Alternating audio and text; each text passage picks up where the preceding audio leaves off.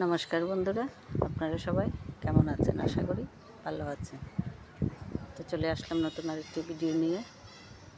আজ রান্না করব।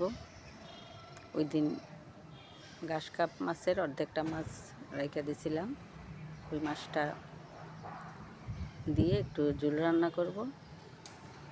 কলমি শাক আর মসুরির ডাল দিয়ে চিরিনটা আলু ভাজি করব। ঘুম থেকে উঠেই ভাবি কী রান্না করব। এই যে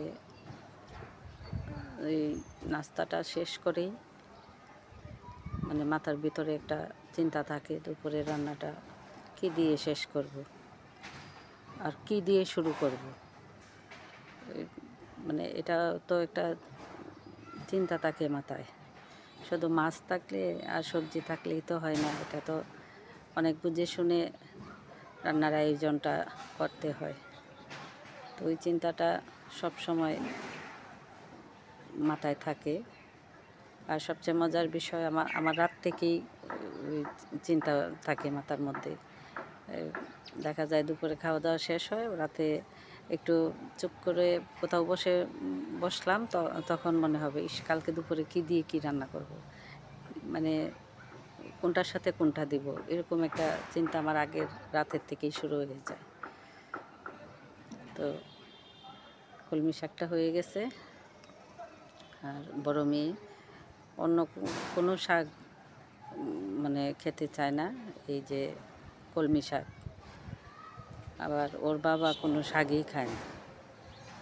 আবার চিরিন্তা ভাজিটার মধ্যে আলু দিলে মেয়ে খাবে না। তো আমি কিভাবে যে রান্না করব এটাই বুঝে উঠতে পারি না, কারণ সবাই সবটা খায় না, এটাই হচ্ছে বড় সমস্যা আমার। একটা কিছু রান্না করলে পরিবারের সবাই যদি জিনিসটা খায় তখন ভালো লাগে।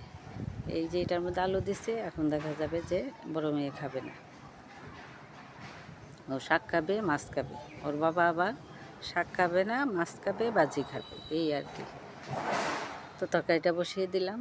আর মশলাগুলি আমি ওই যে একটু আদা বাটা, একটু পেঁয়াজ, একটা টমেটো একটু ব্লেন্ড করে তারপরে দিয়ে দিছি এটার সাথে।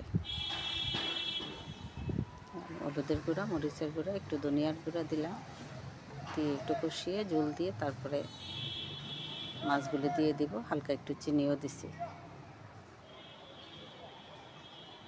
একটু বড় মাছ রান্না করলে সব রকমের মশলার পাশাপাশি একটু নামানোর আগে চিনিটা দিলে ভালো লাগে, তরকারির কালারটা সুন্দর আসে। তো তরকারিটা হয়ে গেছে। রান্না শেষ করে স্নানে যাব। স্নান থেকে এসে তারপর এই যে বাড়াবাড়ির কাজটা আরও যন্ত্রণার। ওর বাবা মেয়ে টেবিলে খায়, তো ওদের তরকারিটা বাটিয়ে বাটিয়ে বেড়ে দিই, তারপরে ওরা টেবিলে নিয়ে যায়। আর আমি তো ওইখানে বসেই খাই।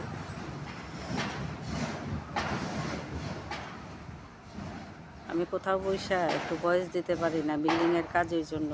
একসাথে 3-4টা বাসায় কাজ হচ্ছে, 4তলা, 5তলা, 8তলা এরকম। মানে অনেক শব্দের জন্য কথা বলতে পারি না। তো আজ এই পর্যন্তই। ভালো থাকবেন, সুস্থ থাকবেন, আমার পাশে থাকবেন। ধন্যবাদ সবাইকে।